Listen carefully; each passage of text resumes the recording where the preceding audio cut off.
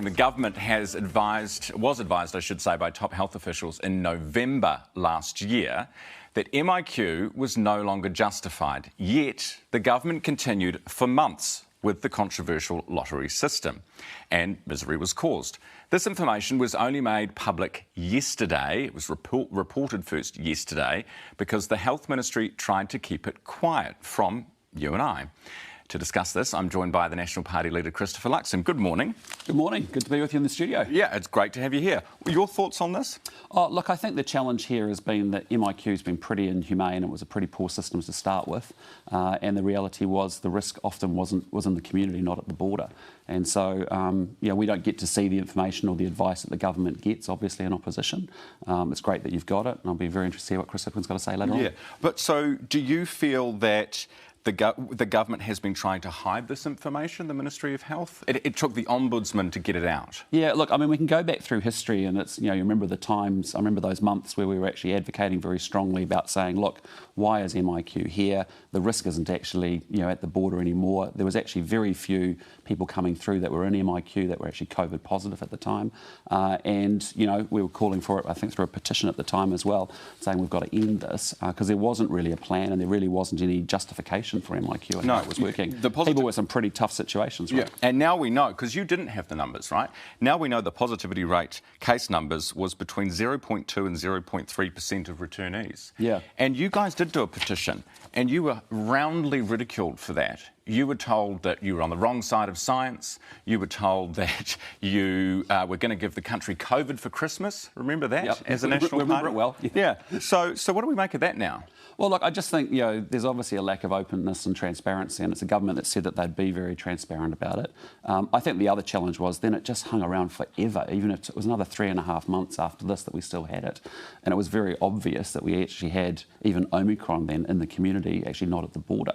And it took too long for it to be wound down, if you remember. And every week made a difference. Every day made a difference to people wanting to come home and see loved ones in tough situations. We've all had the letters, haven't we, from people in MIQ and wanting to get into New Zealand who couldn't. So what if he comes on here and says, oh, well, we had Omicron, so lucky we didn't? Yeah, well, look, I think at the time of this article, when this advice came out, Omicron wasn't actually even in Australia at that point in time. Well, it didn't even exist. And there probably was an argument to say, well, actually, until we get clear on what Omicron actually is, if you remember what it was like in the moment of being unsure about what was coming. But the reality was, even very quickly after that, the reality was that the threat was actually in the community, not at the border. When you look at the harm that MIQ has caused to those people, the victims of it, and let's call them victims because they have said it was traumatising. A survey found 80% of them had mental health issues, including depression and anxiety after being in this system. Do you think they're owed an apology by the Minister? Yeah, look, I think they are. I mean, the system was really inhumane. I mean, all of us as MPs were getting letters from people that were trying to get home for really dire and really challenging circumstances.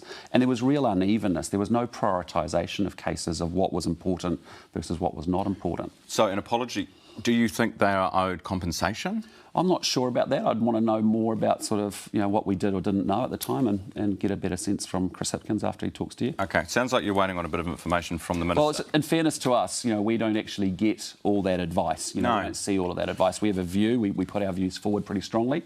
In future, if we have another pandemic, and despite the government saying they were going to be the most open, honest and transparent and they would be proactive releases of information, etc., do you think, or if you were in government, would you release that information to the public?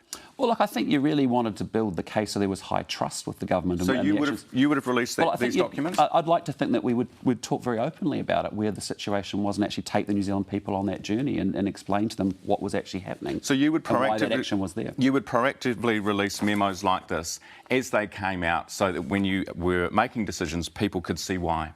Yeah, I think you have to take people with you in a decision like that. I mean, it was really important. OK. It was very confusing to New Zealanders as to why MIQ was there. We all had family members that were struggling to get home for different reasons. The justification or logic wasn't clearly understood. OK, well, Chris Hipkins, who is the Minister, will be on this program live in about 10, 12 minutes' time, so stay tuned for that. In the meantime, Grant Robertson and Adrian Orr, the Reserve Bank Governor, coming out yesterday and saying he wants clearer communication from governments. Yeah. Does he mean Grant Robertson's? Yeah, he does. He does. I mean, the bottom line here is the government's blaming everybody but themselves for high inflation in New Zealand. Let's get really honest about it. New Zealand has a 5.9% inflation rate. Tomorrow it's probably going to be over 7%.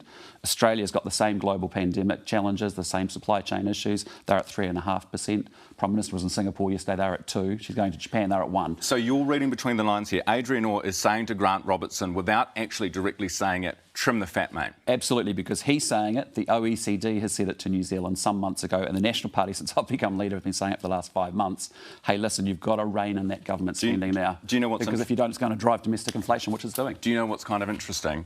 He's sort of agreeing with you now, isn't he? Yeah, well, but the point is that there are things this government could be doing to actually work to diminish the impact of inflation. And if they could do their job, then it's not just all left to interest rates and Adrian Orr. All right, Chris, good to have you in the studio. Thanks. Good to be here. Thanks so much.